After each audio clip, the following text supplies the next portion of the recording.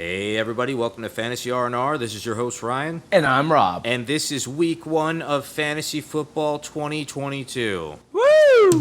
This is Fantasy with Rob and Ryan, Fantasy R&R. Guys, we are back. The long wait is over. It's going to be Thursday Night Football, Bills at Rams. We're going to talk about one notable player or situation from this game. Rob, I want to hear your thoughts on the opener of the season, Bills at Rams. Yes, this might be a no-brainer, but hear me out. Josh Allen. Josh Allen needs to be on your team. He is going to win the MVP this year, and the Bills are going to win the Super Bowl. You heard it here first. Fantasy R&R. Rob said it.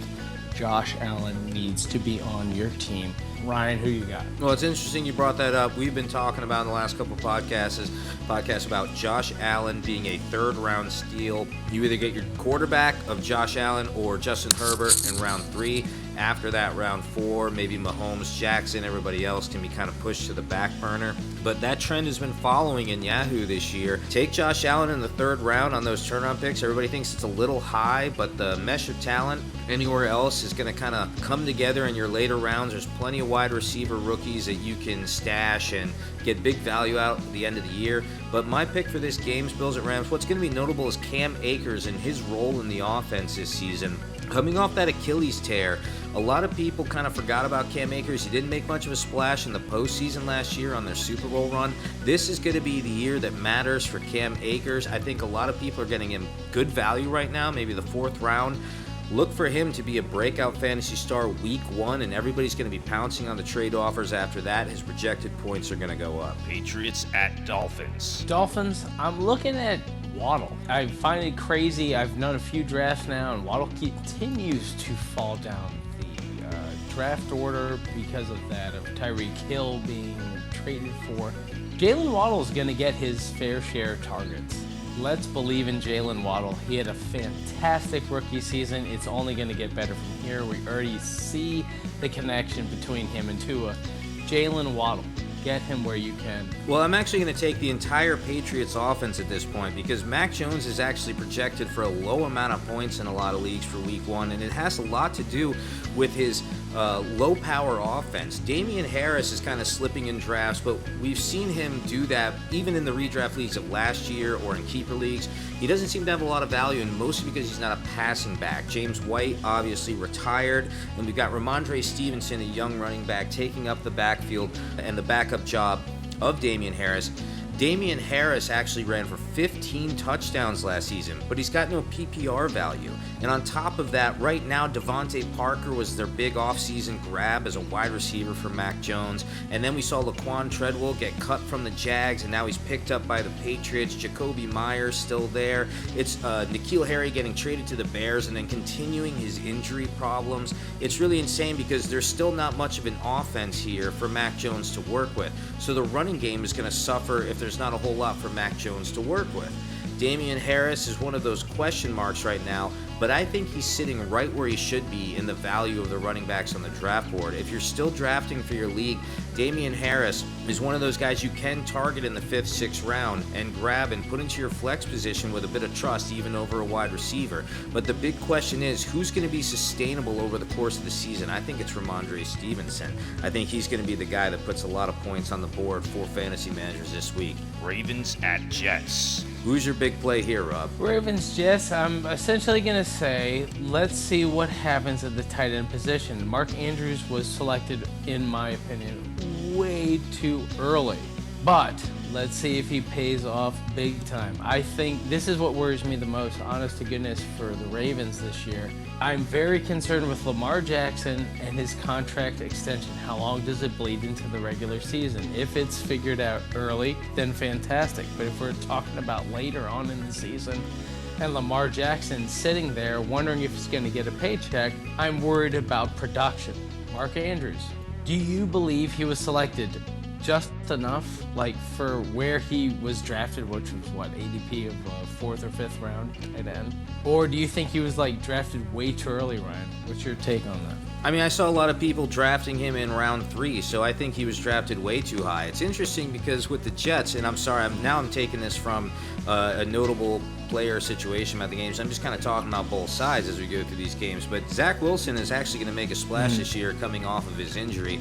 Elijah Moore should be the big target, and they've got a great second wide receiver in Garrett Wilson. We're probably going to see Michael Carter take some carries, but then Breece Hall could be Offensive Rookie of the Year with the amount of work that he's going to get from the Jets. On the Ravens side, I believe that Mark Andrews is still going to be the big target, but it's Rashad Bateman who's going to be number one for Lamar Jackson to target this year. I think he could get 1,000 yards, probably 900 yards, 1,000 yards, probably 100 receptions, maybe like 6-7 TDs. Lamar's going to be looking to him, and Mark Andrews might take a hit on that third round, fourth round pick because they do have a guy who's a number one wide receiver. Rashad Bateman, in my opinion, has a higher ceiling and more talent than Marquise Hollywood Brown. It's just whether or not with Devin DuVernay and anybody else around him, if there's going to be enough distraction to keep the cornerbacks from harassing Rashad Bateman all year. Steelers at Bengals. What's the big story here? The quarterback situation in Pittsburgh. I have to believe that you have got to hold on to Kenny Pickett. If you drafted him, just let him rot on your freaking bench, because I think it's only a matter of time. I do truly believe Mitchell Trubisky is not going to be a thing. If that's your quarterback right now, please delete yourself from any fantasy league that you're joining in on. I hope that's not a real thing. But I do believe in Deontay Johnson. I do believe that he is the able body that will become the wide receiver one in Pittsburgh. I'm drafting Deontay Johnson everywhere that he falls to me. He tends to fall to me super late because people are concerned at the quarterback situation, but somebody has to catch the ball. And I truly believe it's Deontay Johnson. Draft him everywhere that he falls to you. Well, for me, it's really the Bengals wide receiver situation. Are there enough targets to go around? How long can they possibly stay on the field to feed Jamar Chase, T. Higgins, Hayden Hurst, Joe Mixon? It's going to be a big deal this year. I think they're a very well-balanced offense, but it's one of those situations where there might be too many mouths to feed for you to depend on any of them to be a clear-cut number one at their position in fantasy. So get your Bengals wherever you can, but just don't expect too much out of them. And I really do think Hayden Hurst could be a late-round flyer for a lot of you people that are having trouble drafting the tight end this year in 2022. Colts at Texans. Laugh at me all you want. I don't care what you think. Matt Ryan is going to be a pretty solid quarterback option for any league over, I mean, I'm not going to lie, probably 10. I think 12, 14, 16. Matt Ryan should be rostered. I think Michael Pittman Jr. is a guy I've been very high on now for a couple years. Ryan knows this. I'm very high on him. I think Jonathan Taylor is going to run away with the potential number one pick that we're now seeing, of course. But Matt Ryan finally is in a perfect situation, and I think he's got great weapons there in Indy. I think they're going to run away with that division. And again, if you're in a league over 10 teams and you're looking at 12 plus, maybe 14, 16, especially 14, 16, 18, Matt Ryan should be owned. Yeah, and for the Texans right now, that's who I'm looking at. It's Dameon Pierce, the rookie running back out of Florida. I've been watching this guy for years. I've told everybody. I told my dad. I'm pretty sure I sent you a text. I'm like, I know you watch college football. Watch out for this kid in your dynasty drafts. Stephanie grabbed him after we had a little bit of a discussion because she won the league last year, so she had the worst pick. He's the guy to grab, and now he's going to be the clear starter on the Texans. There's a departure of Deshaun Tickler Watson, and now we've got no one on that team to really take over the trophy of the key player, skill player on that team. David Johnson's gone, and he never really made a splash in the Texans. Dameon Pierce is going to start off the year hot for the Texans. Don't expect him to be a Jonathan Taylor, but he's definitely good for 800 yards and 6 TDs. Jaguars at Commanders. I'm hearing a lot of people about Christian Kirk. Christian Kirk should be the undoubted number one option in Jacksonville, according to whom the people that think they know everything about football. I like Christian Kirk. Evan Ingram's the guy I'm targeting. Why? Because I do believe as a tight end, if you do decide to whiff, and by whiff I mean not go after Kelsey, not go after Kittle, not go after any of those tiers of any, and I'm including Pat Freiermuth, Cole Kmet, Evan Ingram should get his fair share of targets. So why not just see what he does week one? I'm not saying count all your eggs in one basket here with Evan Ingram, but like, if this guy gets a touchdown, he's already has one here in preseason now. We're talking about 3 simple games, like, and he becomes a reliable target for Trevor Lawrence. Evan Ingram could potentially be a top 10 tight end that we're targeting next year. Mind you, he's only on a 1-year contract. The things I believe get very interesting going forward. Brian, who are you thinking? Right now it's Antonio Gibson. Antonio Gibson's going to be a clear-cut starting running back on the Commanders, and he's going very late in these drafts right now. So you got to steal if you picked up Antonio Gibson. Brian Robinson Jr. was actually shot multiple times during the offseason. And while I wish him the best, and it looks like he's going to make a full recovery and come back to the league maybe 4 weeks in, Antonio Gibson's ADP shot straight up when that happened, no pun intended. He's going to be a 800 to 1,000-yard running back, maybe 10 TDs. He's good in the passing game, and he's going very late. So if you got Antonio Gibson, you got to steal, but now week 1 is where we're going to see some things happen against the Jaguars. Questionable defense. 49ers at Bears. I'm always going to stick with my guy, Brandon Ayuk. I want to see the next step. I want to see a Deebo Samuel's type of step going forward. I think Ayuk has been a guy who essentially has been lost in the sauce. Early last year, he was in the doghouse. Slowly but surely, they continue to allow him to get more progressive in the game plan going forward. And he more or less blossomed, and I think people have given up on him. I think that if anybody drafted him, it more or less was just like, oh, Brandon Ayuk is still sitting there. I hate Joe Biden. Let's go ahead and let's draft Brandon Ayuk. Let's go Brandon Ayuk! Exclamation point. And that's what I believe. Let's see what happens going forward. But I do believe that Brandon Ayuk will be a very hot topic going into week 2.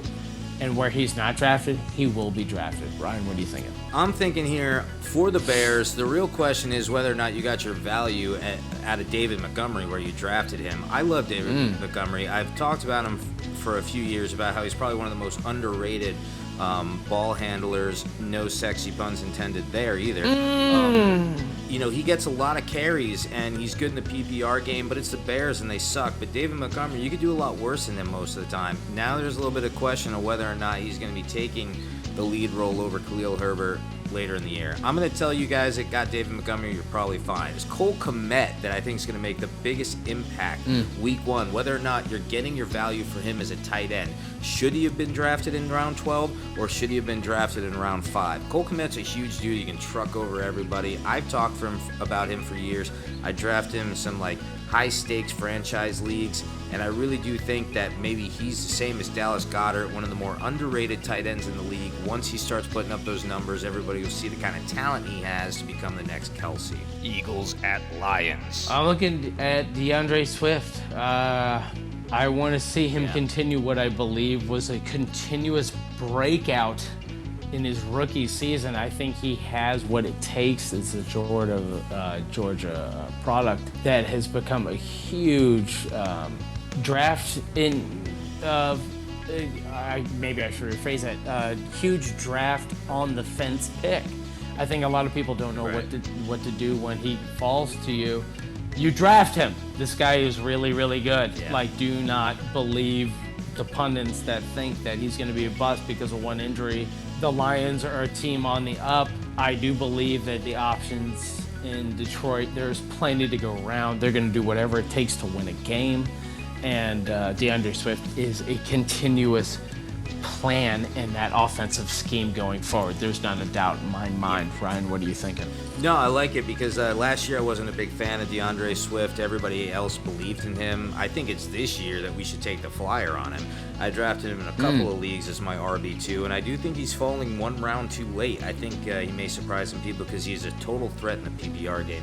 However, in the Eagles versus Lions, what I'm thinking here is a big story is the A.J. Brown trade, and I think it's going to be a huge boost for Jalen Hurts, my boy who I've been talking about for a few years. A.J. Brown is going to come back off that injury, and he's going to put up a lot of numbers, and it's also going to help Devontae Smith when A.J. Brown decoys for him.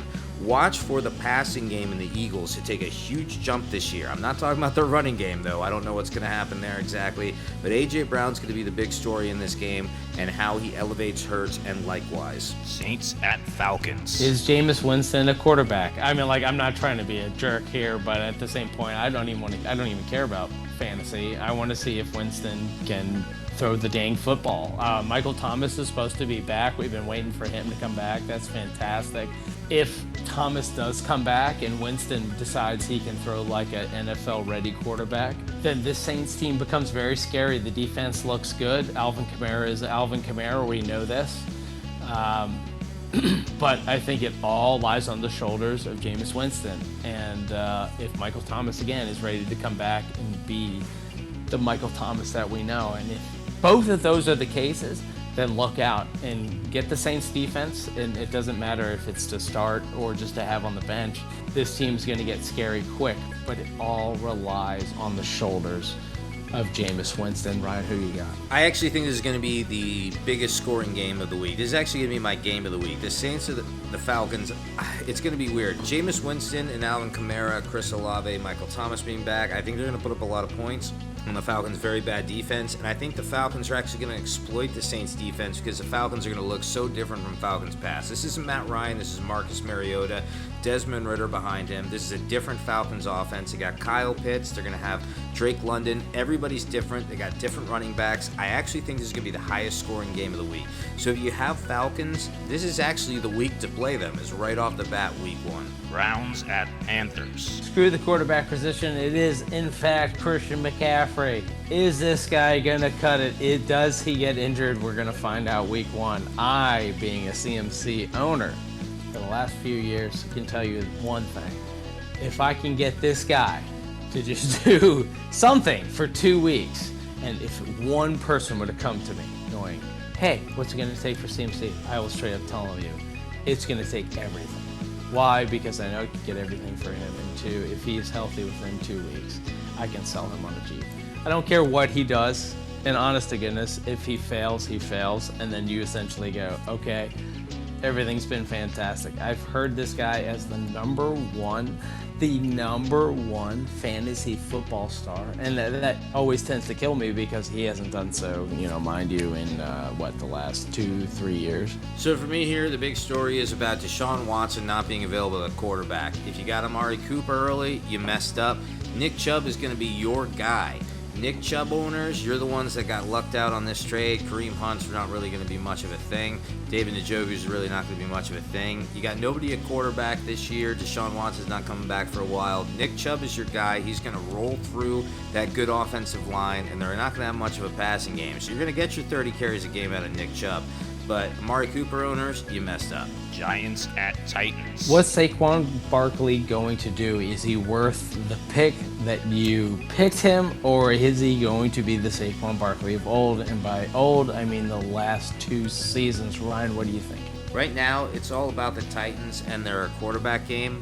So I think it's really about whether or not Derrick Henry was a top 5 option. I think we can all count on Derrick Henry, but can we count on Julio Jones and those kind of wide receivers, Treylon Burks, the rookie, to really round out the rushing game right now? So I'm actually more interested in whether or not Saquon Barkley can do it than Derrick Henry can do it.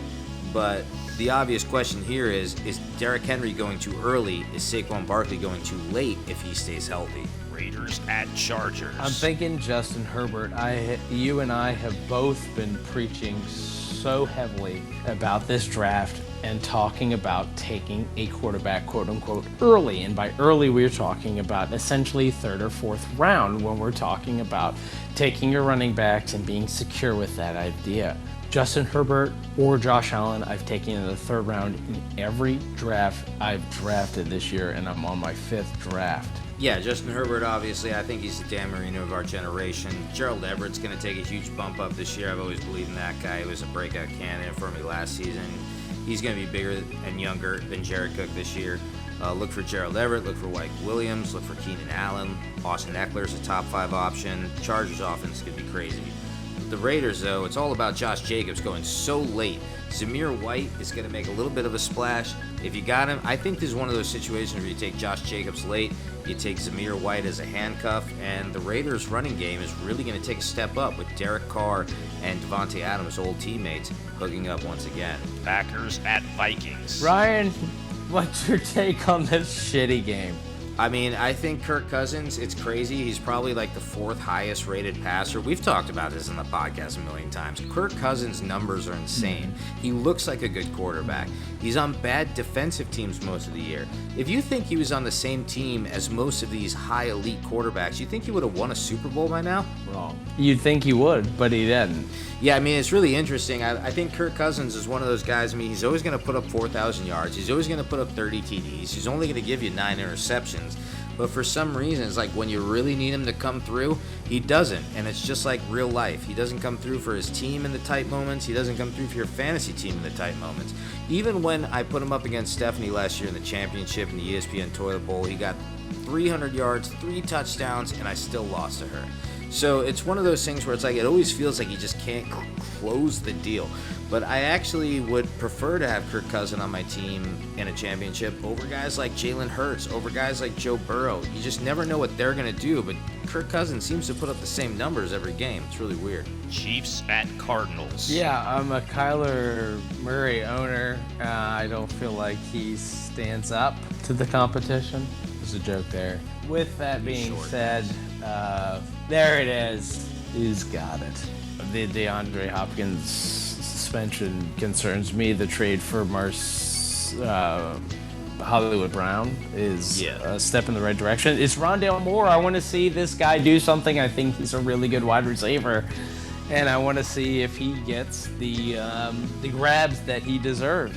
But it's not going to shock me if it doesn't happen, because they're going to go to James Conner early. Do not let him get injured. I think Arizona is going to crash and burn so hard this year. And for me, it's more like Sky Moore is the mirror image here of Rondale Moore, except Sky Moore is a rookie, Rondale Moore is a second-year veteran. Sky Moore is going to be thrust into the spotlight. Juju went over to the Chiefs, but he is a slot receiver. Sky Moore is going to be the deep threat here, and he needs a new McCole Hardman, who hasn't panned out. He needs a new Tyreek Hill, who moved over to the Dolphins. Sky Moore is that big, fast wide receiver that I think is going to be the deep threat for Mahomes. So, guys, if you got Sky Moore late in your drafts like a lot of people are doing, you made a good choice, because I think he is going to put up, by the end of the season, 600 yards, maybe like 5 touchdowns, and he's going to gain the Mahomes of trust midway through the season. You're going to see a big deal out of him next year. So if you're in a keeper league, definitely get your hands on Sky Moore. Buccaneers at Cowboys. Does Tom Brady have enough juice left in the juice box? It's a great question. I know, you know, but That neither one of Giselle us juice. knows. Who cares? That Giselle juice, is he done? I wouldn't blame him if he isn't. I think this is going to be the last rodeo for the old Tom Brady. I think he knows that. Whatever, who cares? Dak Prescott's going to do Dak Prescott things. We're going to have to second guess them every Monday. Who cares? Does Tom Brady have enough left? Does Chris Godwin play? It'll be interesting to see. Does Leonard Fournette have the gusto to want to carry this year? Besides, at the end of any year, who knows? But I think Tom Brady. I think all lights are on him. If he wins this year on top, great. If he doesn't, who cares? It's still Tom Brady. I just still want to watch Tom Brady one more year. Yeah, for me, this is a interesting situation. I think real story here is all the wide receivers. Is Mike Evans going to pan out for your team? Is Chris Godwin going to pan out for your team coming off the injury? Is Michael Gallup going to come off the injury and pan out for your team? Is CeeDee Lamb going to live up to the hype? It's really an interesting situation here where it's like all the wide receivers that never had question marks 2 years ago now have question marks today, even with quote-unquote elite fantasy QBs. So, you know, the people that are weary of selecting Ezekiel Elliott, I think you're okay. The people that are weary of selecting Leonard Fournette, I think you're okay. You got a good running back. It's the wide receivers that I wouldn't have full confidence in like last year. Broncos at Seahawks. Rob, it totally sounds like you're pissing, but we're going to move on to Monday Night Football. Denver Broncos at Seattle Seahawks as the rain falls outside. Yes, and you are couldn't have been any more right. I am pissing because I'm pissed off about this game. If Russell Wilson doesn't throw the ball at least 40 times this game, then Denver sucks. Screw you, John Elway. You clearly are trying to mark your bullshit fucking stats as being a Denver starting quarterback. I think Russell Wilson throws for over 40 attempts. I think Cortland Sutton, if you don't have him, becomes the hot topic of... That's my guy. You were talking about the game of the week. It's this game I want to see Russell Wilson destroy Seattle. And Andrew Luck, our favorite quarterback here on the Fantasy R&R podcast. You know we love this guy. Drew Lock, suck a cock. I want to see Russell Wilson. I want to see this. I want to see this be a thing. I'd love to see Denver be a thing. I don't know if it will be, but I think the pieces are there. My guy in this game is Cortland Sutton. I'm drafting him everywhere because he continues to fall to me at a very interesting spot where I need a wide receiver. And I don't know if people continue to forget, Russell Wilson's now the quarterback, especially week 1 against Seattle. Denver will win this game, I guarantee you, and it's going to be by a landslide, and it's going to be because of Russell Wilson. All right, well, it's week 1 of the 2022 NFL season, so all I have to say is Drew Lock sucks. Once again, this is Ryan and Rob with Fantasy R&R. We'll see you next time.